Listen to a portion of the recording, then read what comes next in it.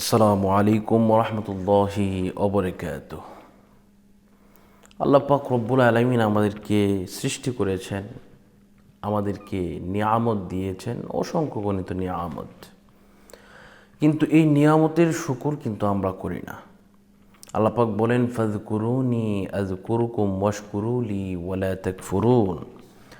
আমি যে নিয়ামত তোমাদেরকে দান করেছি, এই নিয়ামত পাওয়ার পরে যদি তোমরা আল্লাহর শুকরিয়া না করো, আমি আল্লাহ সেই নিয়ামতগুলো উঠিয়ে নেব। আপনার সম্পদ আছে, এজন্য আল্লাহর শুকরিয়া আদায় করতে হবে। আপনার সন্তান হয়েছে, এজন্য আল্লাহর শুকরিয়া আদায় করতে হবে। আপনি ভালো চাকরি পেয়েছেন, সেজন্য আল্লাহর শুকরিয়া আদায় করতে হবে। আপনার সুস্থ দেহ আছে, সেজন্য আল্লাহর শুকরিয়া আদায় করতে হবে। জীবনের প্রতিটি পদক্ষেপে, প্রতিটি কাজে কাজে আল্লাহ পাকের শুকরিয়া অবশ্যই আদায় করতে হবে। যদি শুকরিয়া আদায় না করেন, এই নিয়ামতগুলা হয়তোবা কোনো একদিন আপনার কাছ থেকে, আমার কাছ থেকে ছিনিয়েও নিতে পারেন।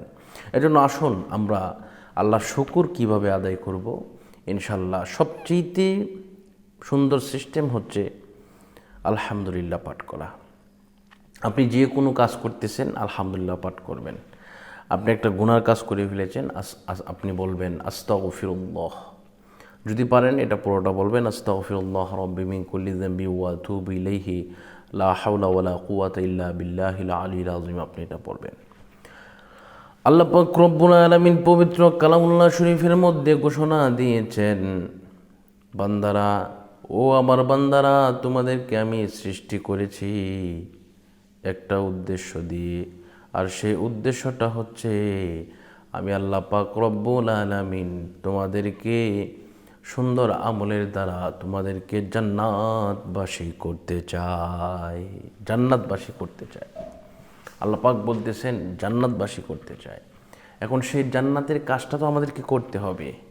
এই জান্নাতের কাজ কি? এই জান্নাতের কাজ হচ্ছে আপনি হালালভাবে আপনি চলবেন, আপনি নামাজ রোজা ঠিকভাবে রাখবেন, সামর্থ্য হলে হজ করবেন, জাকাত দিবেন, এবং মানুষকে ঠকাবেন না, মানুষের ক্ষতি করবেন না। তাহলে ইনশাআল্লাহ আল্লাহ পাক রব্বুল আলামিন আপনার জীবনকে করে তুলবেন আনন্দময়। আপনি হয়ে যাবেন একজন জান্নাতি ব্যক্তি।